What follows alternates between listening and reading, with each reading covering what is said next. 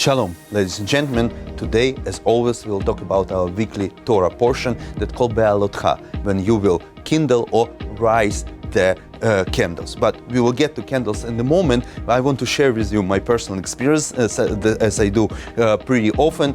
As probably you understand that part of my job as a community rabbi, I have to officiate funerals. A couple of weeks ago, I was giving a eulogy to a very respectful person and integrating the certain Dvar Torah, certain words of Torah. And then at the end of the service, a person that looks like a religious person came to me and asked me, Rabbi, such a nice Dvar Torah, can I use it in my personal needs, like share it with somebody else? I said, of course you can. He said, well, but what about the copyrights? I said, what copyrights? Copyrights on the Torah? I was very surprised. And actually, in our weekly Torah portion, we're reading about a certain situation when we learn that there is no such a thing as a copyrights on the words of Torah. We're reading when Moshe Rabbeinu finally inaugurates the first Jewish parliament that we call Sanhedrin. By the command of Hashem, he shares of his kind of prophecy talent or prophetical skills with the 70 sages who became the members of the first Jewish parliament that we call Sanhedrin. But Rashi, the most important commentator on the Torah, he compares Moshe Rabbeinu to a candle, because candle, in the case of this allegory, when you share the light or light another candle with the first candle doesn't become smaller. It has exactly the same light, and you can light as many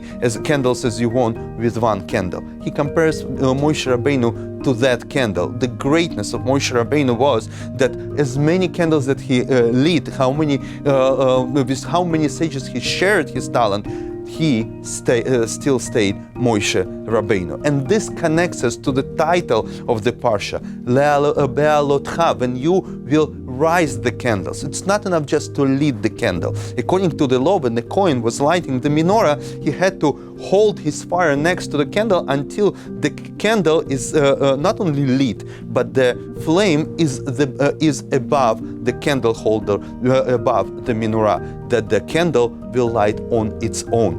This is the power of Moshe Rabbeinu. He empowers others. He shares from himself to other people, and this is what makes him great Moshe Rabbeinu, because his light goes on, and the people can share their light forward. But there is another part of the story that I think teaches us a lot about Judaism in general, not as a religion, but something totally else. There were, as you understand, democratical way to choose who will be part of the parliament, of the Sanhedrin, and each tribe contributed 6 people. However, you calculated correctly. If you multiply 6 by 12, you'll have 72 people. But we know that Sanhedrin consisted of 70 people. So, nothing to do. Through the raffle, Moshe Rabbeinu cast away 2 people, and they not become the members of the Sanhedrin. Those people were Eldad and Medad. And at the moment of inauguration, we're reading about something very strange, that Eldad and Medad are prophesying in their own tent and not together with all the nations. Probably with the swing of the holiness, when Moshe Rabbeinu shared his prophetical talent, they also received some of it, but not as the members of the Sanhedrin.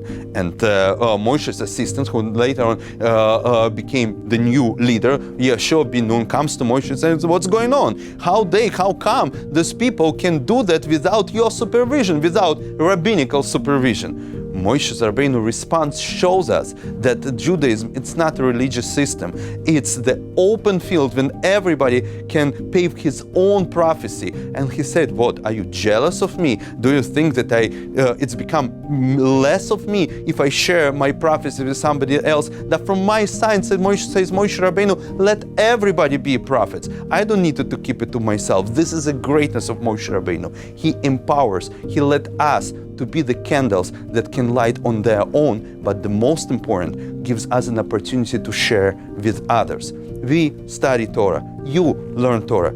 Don't think about the copyright. Don't keep it to yourself. Share, light up the world with more and more candles. Let this world will be illuminated with the light of Torah that we will share one with each other through our own personal Moshe Rabbeinu, that within each one of us, the candle that can spread the light. Thank you very much. Good luck. See you next week. Moment of wisdom. Some brief and life-changing moments.